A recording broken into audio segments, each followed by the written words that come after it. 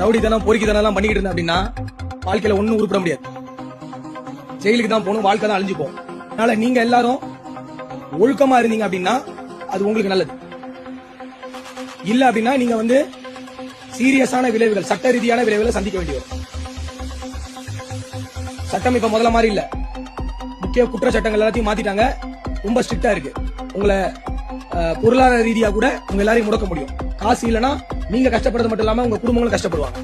ரெண்டாவது, சமூகத்துல அமைதி நிலவணும். அமைதி நிலவனா இந்த குடிச்சிட்டு போய் பக்கத்து தெருவில் சண்டை போடுறது, இல்ல அவன் தெருவில் பைக் ஓட்டிட்டு போய் இடிக்கிறது, அங்க அடிச்சுக்கிறது, வெட்டிக்கிறது, இந்த ஜல்லிக்கட்டுல பிரச்சனை பண்றது, கோயில் திருவிழால பிரச்சனை பண்றது, ஆடல் பாடல பிரச்சனை பண்றது, இல்ல சாயங்காலம் ஒன்னா உட்காந்து குடிக்கிற இடத்துல பிரச்சனை, இந்த மாதிரிலாம் பண்ணிட்டு இருந்தீங்க அப்படின்னா நீங்க யாரும் நிம்மதியா இருக்க முடியாது.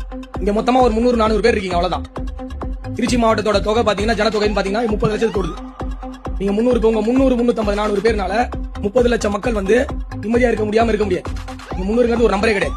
ஜெயில போனா ஜெயில் வாழ்க்கை ஃபுல்லா போயிடும். சோ திருந்தி ஒழுங்கா உழைச்சு ஒழுங்கா ஒரு நல்ல வேலைக்கு போய் கெட்ட பழக்கங்கள் இல்லாம கெட்டவர்களோட சேர்க்கை இல்லாம வாழ்ந்தீங்கன்னா அது உங்களுக்கு நல்லது, உங்க குடும்பத்துக்கு நல்லது.